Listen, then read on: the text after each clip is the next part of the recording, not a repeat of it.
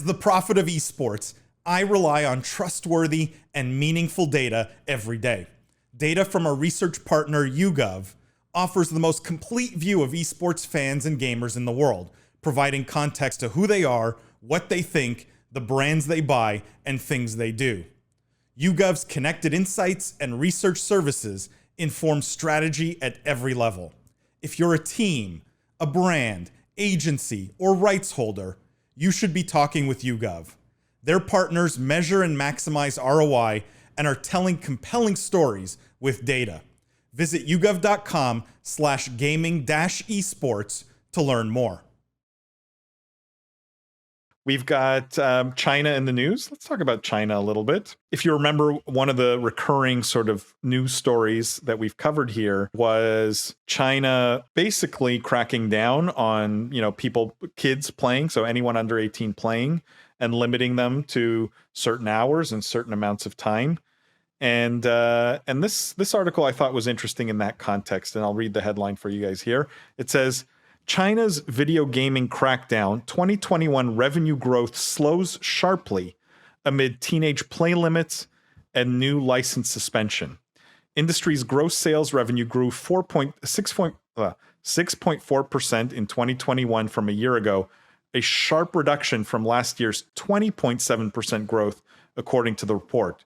Slower growth comes after Chinese regulators implemented teenage play limits and froze new game license approvals in August. So the article, basically, there's not much else in there other than a few numbers, which we'll talk about. But the headline here is they cracked down, and I think we had a discussion on this live stream.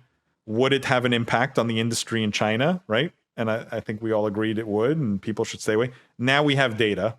The growth has slowed massively in a year where growth has accelerated just about everywhere else. I'm curious, Jeff, maybe start with you. Do you think we see an about face here from China?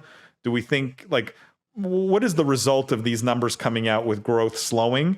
And what do you think is the impact or repercussions of this? It's interesting. I mean, I don't think we'll see an about face because I don't think that the Chinese regulators ever cared about, if anything, they were vindictive against this industry.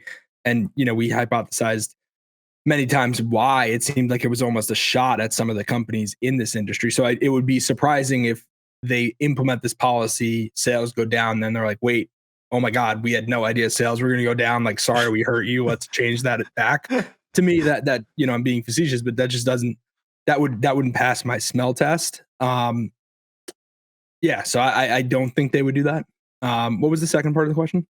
Just the general repercussions of this, The repercussions are huge. And the one thing I wanted to point, I guess, before, I wonder how much, it would be interesting to parse out how much of this is one, potentially a tough comp, right? You grew 20% the year before. It was kind of the COVID lockdown year.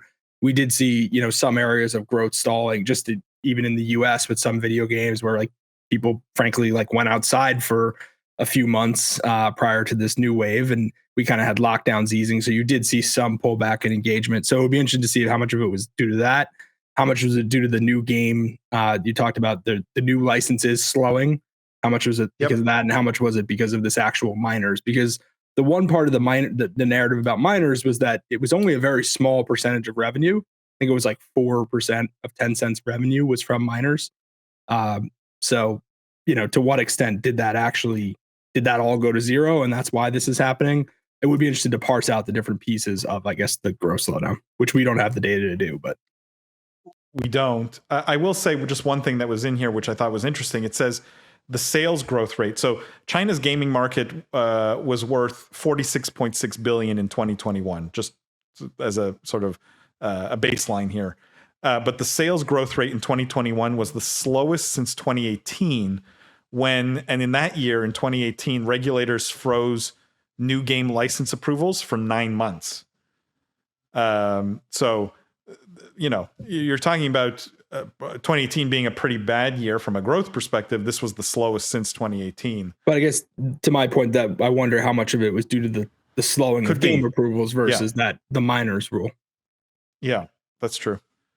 Lindsay, I don't know if you have thoughts on this or. Yeah, and to me, further to Jeff's point about we don't really know the impact to minors. To me, one of the impacts that I guess we don't talk about that much is not that minors can't play games, but that companies are having to divert time and resources to actually abiding by that law. So improving their facial recognition software and even just sending out, pushing out messages when the limit is reached and keeping track of all that and whatnot. That's a lot of wasted time and resources that could be spent on other things.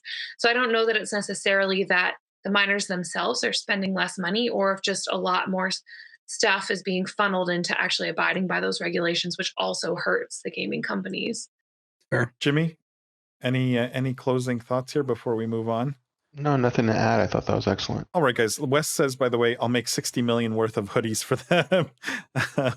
Wes, you just got to reach out to the folks at 100 Thieves.